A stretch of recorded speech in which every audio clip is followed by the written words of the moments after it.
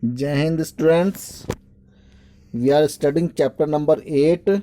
The topic is your environment, settlements, transport and communication. Video part number 3 from geography.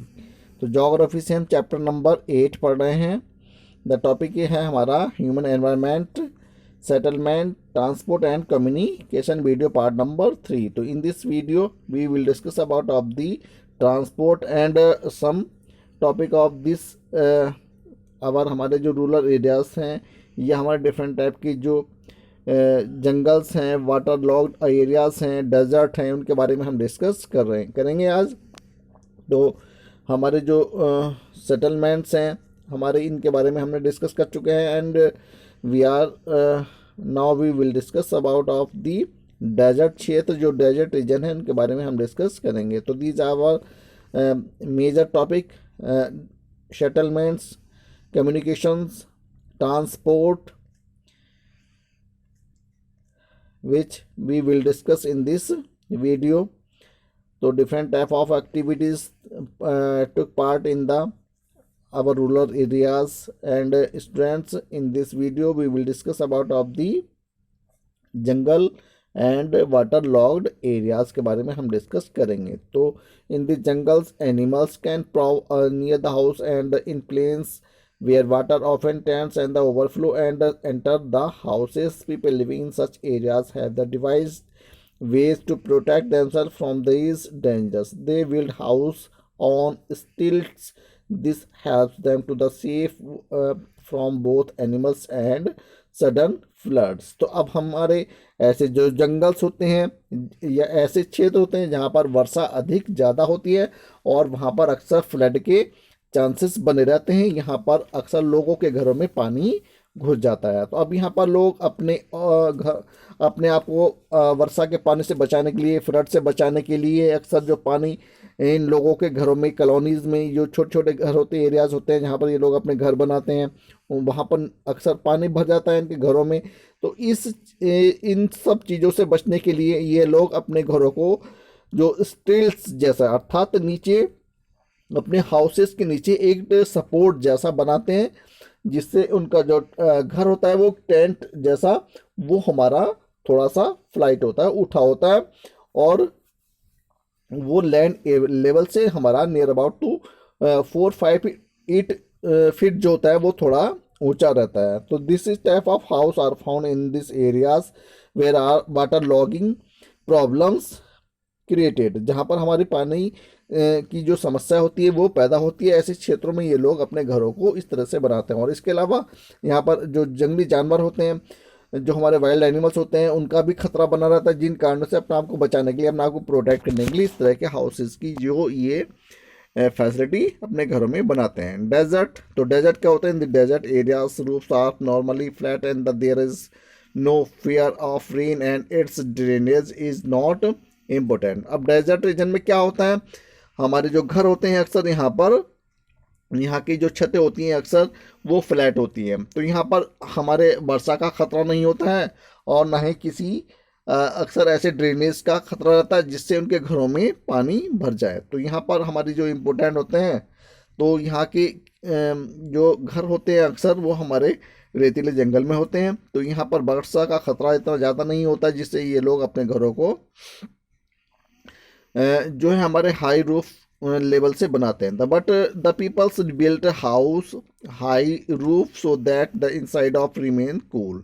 तो अब ये अपने घरों की जो छतें होती हैं वो उनको डबल लेवल से बनाते हैं, थोड़ा सा जो उसको थैस करके बनाते हैं, जिससे कि उनकी जो घरों की जो ऊपर की जो छतें होती हैं, रूफ होती हैं, वो थोड़ा ठंडा रहे, उनको घरों को, इनके इनसाइड ऑफ द रूम्स को कूल रख सकें. The constructions material is the locally available stone and they have Windows and corridors that help to keep interior cool.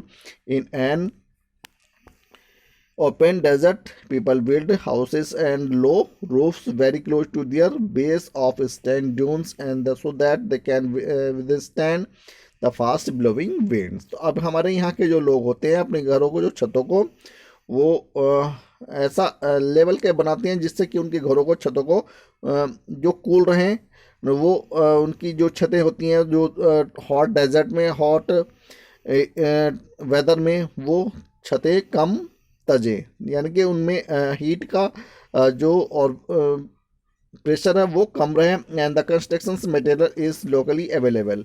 अब यहाँ पर जो लोकल में जो उनके आसपास के एरिया में जो स्टोन्स पाए जाते हैं उसी मटेरियल से, मड से मटेरियल से वो अपने हाउसेस को कंस्ट्रक्ट करते हैं। और इसमें हमारी विंडोज़ भी रखते हैं और कॉरिडोर्स रखते हैं, जिससे कि उसमें आसानी से उनके घरों में हवा आसानी से पास होती रहे।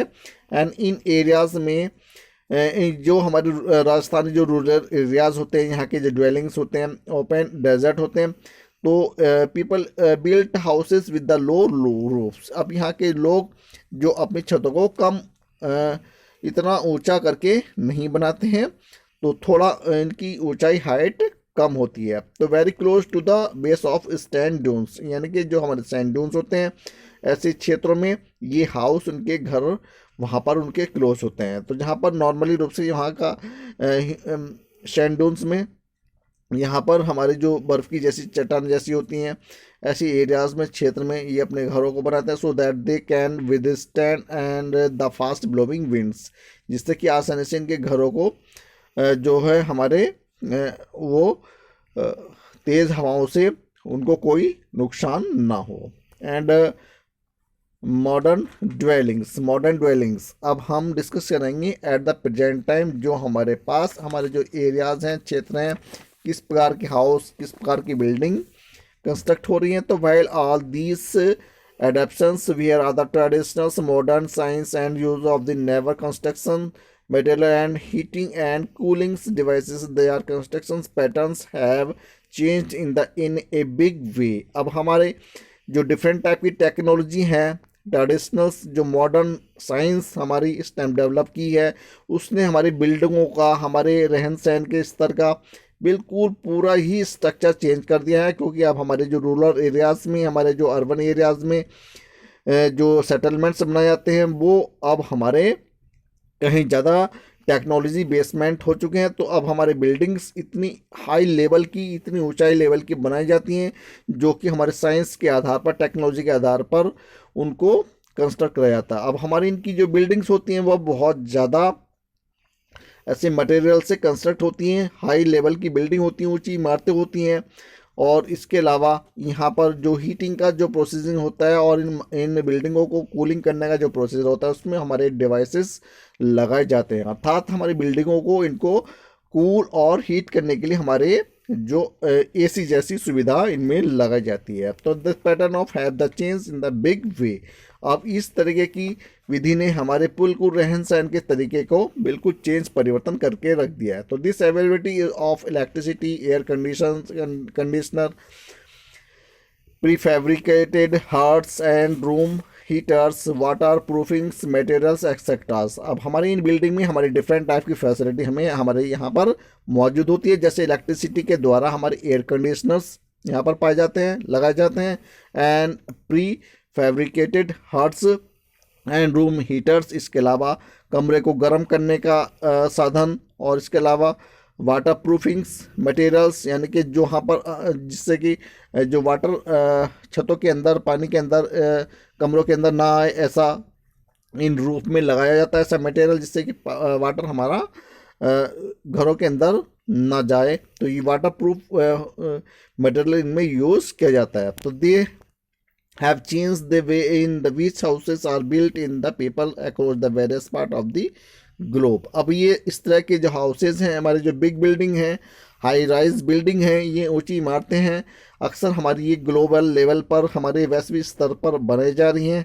हमारे भारत में ही नहीं बल्कि पूरे विश्व में अब जो फॉरेन कंट्री हैं वहाँ पर बहुत बड़ी बड़ी बिग बिल्डिंग्स बनाई गई हैं लोगों के द्वारा, and various parts of the globe, यानी कि वैश्विक स्तर पर ये डिफरेंट रीजन में, डिफरेंट पार्ट्स में हमारे ये इतनी बड़ी बिल्डिंगें बनाई गई हैं। The lack of the space in the cities has lead to the building of high rise and the multi storeyed buildings which are even earthquakes resistance, यानी कि जहाँ पर हमारे अक्सर अर्थक्वेक नहीं आते हैं, अर्थात ऐसे क्षेत्रों में जहाँ पर अर्थक्वेक बहुत कमी के साथ देखने के लिए मिलता है, तो ऐसे क्षेत्रों में हमारी इतनी हाई लेवल की ऊंची बिल्डिंगें, इमारतें उठा करके बनाई जाती हैं। तो most of them now save rain water as part of the structure. ये हमारी जो बिल्डिंग अक्सर होती हैं जहाँ पर हमारे अक्सर पानी की जो का लेवल जो होता है वो वहाँ पर कम रहता है और ऐसी बिल्डिंगों को हमारे बनाने में आसानी रहती है। Most of them save rain,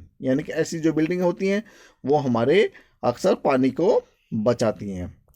and इसके अलावा पार्ट ऑफ द स्ट्रक्चर, और ये हमारा एनवायरनमेंट का हिस्सा होती हैं। हमारे ये सब चीज़ें हमारे क्या हैं, एनवायरनमेंट का हिस्सा हैं। And students, now we are starting our next topic. जो हमारा इसका नेक्स्ट ऑब्जेक्टिव है ट्रांसपोर्ट, यानी कि यातायात। अब यातायात में हमारे क्या क्या चीज़ें होती हैं, जैसा कि आप लोग जानते हैं प्रीवियस क्लासेस में you have study about of the transportation. तो हमारे जो 4 मोड ऑफ द ट्रांसपोर्टेशन होते हैं, जैसे roadways, railways, waterways and Airways. तो हमारे पास 4 ऐसे ट्रांसपोर्टेशन के साधन हैं जिसको हम जल यातायात, या हमारे रेलवे यातायात, या रोड यातायात जिसको कहते हैं, या वाटरवेज। ये हमारे 4 मोड ऑफ द ट्रांसपोर्टेशन के अंतर्गत आते हैं, roadways, waterways, airways and road railways. तो हम these are our 4 mode of transportation. तो हमारे पास ट्रांसपोर्टेशन के बहुत सारे साधन हैं, सोर्स हैं। जैसे रोड्स के लिए हमारे व्हीकल्स हैं, बस है, कार है, ट्रेन है। तो एंड हमारे एयर में हमारे एरोप्लेन्स हो गए, और हमारे ट्रेन्स हो गई, बस हो गई। बहुत सारे ऐसे साधन हैं हमारे जो at the present time we have a number of facility of transportation. We can cover distance, long distance in a few minutes and a few hours। इन कुछ ही घंटों में, कुछ ही मिनटों में हम अपनी जो लंबी जो यात्रा होती हैं उनको कवर कर लेते हैं। And today we have at the present of the 21 century and modern technology, जो कि हमें आज बहुत ही डेवलप कर दिया है जिसने हमारी। तो we have a number of source of our transportation. हमारे पास बहुत सारे ऐसे साधन हैं, बस, कार, ट्रेन। तो हमारे ये वेरियस सोर्स हैं हमारे पास जो हमें यातायात के लिए एक स्थान से दूसरे स्थान तक लाने ले जाने में हमारी मदद करते हैं। तो ट्रांसपोर्टेशन में हमारे आ जाती हैं रोडवेज, जो कि फर्स्ट मोड ऑफ ट्रांसपोर्टेशन के अंतर्गत आता है। तो रोडवेज और the population started spreading to newer places, newer places, peoples started moving from place to place. यानी कि अब हमारे जो रोडवेज होता है, रोडवेज के माध्यम से, बसों के माध्यम से हमारी जो बड़ी मात्रा में जो जनसंख्या है हमारी, वो एक स्थान से दूसरे स्थान तक आने जाने में हमारी ये हेल्प करते हैं। तो पॉपुलेशन हमारे जो देश की है वो स्टार्टेड स्प्रेडिंग इन नेवर प्लेसेस। हमारी जो डिफरेंट क्षेत्रों में हमारी जनसंख्या बढ़ती जा रही है। And started moving from place to place, यानी कि अब एक स्थान से दूसरे स्थान को आने जाने के लिए हमारी जनसंख्या डिफरेंट टाइप के सोर्स को इस्तेमाल करती है। तो this moment gave rise to the path and the tracks.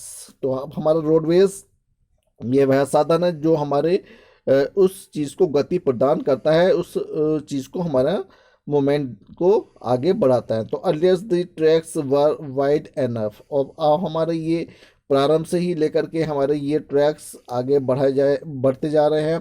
And the take with off the cart such a tracks were kutcha, not having hard surface. तो अब हमारे प्राचीन काल में क्या था, जो हमारे कच्चे रोड्स थे तो हम बुलक कार्ट से, बैलगाड़ी से यातायात करते थे। लेकिन एट द प्रेजेंट टाइम हमारे जो रोड्स हैं वो अच्छी बेटर बन चुकी हैं, जिससे हमारी जो आज यातायात हमारा इसमें सुधार हुआ है, जिससे हमारा यातायात तेज़ी से बढ़ा है। एंड ऑन अनमेटल्ड रोड्स, तो गांव में अक्सर हमारी जो टाउन्स होते हैं, रूरल एरियाज होते हैं, वहाँ पर हमारे कच्चा रोड्स होते हैं।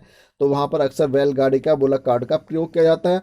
तो ये हमारा अर्लियर टाइम था। And gradually as people started using cars, buses and trucks, और kutcha roads began to made